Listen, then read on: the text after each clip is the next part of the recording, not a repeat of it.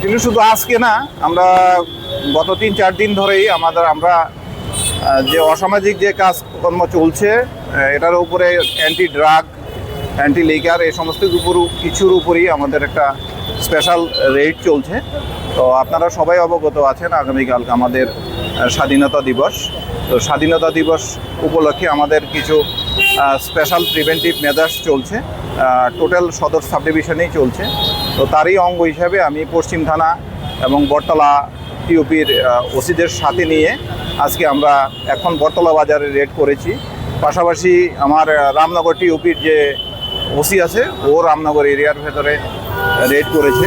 তো এখন অবধি আমাদের 25 জনের মতো অ্যারেস্ট আছে, প্রিভেন্টিভ অ্যারেস্ট আছে।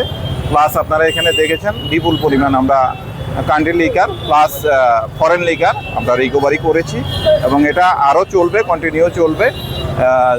পুরো রাত্রই আমাদের স্পেশাল ভেহিকেল চেকিং থাকবে।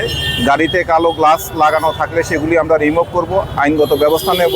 হেলমেটবিহীন ট্রিপল রাইডিং এই সমস্ত কিছু যেটাই আমরা দেখব তাকে আমরা প্রতিরোধ করে আমরা আইনগত ব্যবস্থা নেব। এবং আপনাদের মাধ্যমে আমরা এই শহরবাসীর কাছে আবেদন জানাবো যে আপনারা ট্রিপল রাইড করবেন না, হেলমেট ছাড়া বাইক চালাবেন না এবং গাড়িতে কালো গ্লাস থাকলে দয়া করে এগুলি খুলে নিন। কালো গ্লাস থাকলে অনেক সময় অনেক অপরাধ হওয়ার সম্ভাবনা থাকে। তাহলে শহরের নিরাপত্তার ক্ষেত্রে মানুষের মনে আতঙ্ক জাগবে। আমরা আমাদের মতো আইনগতভাবে যেই ব্যবস্থা আছে সেগুলি আমরা নিব যদি বেআইনি কোনো কিছু দেখি।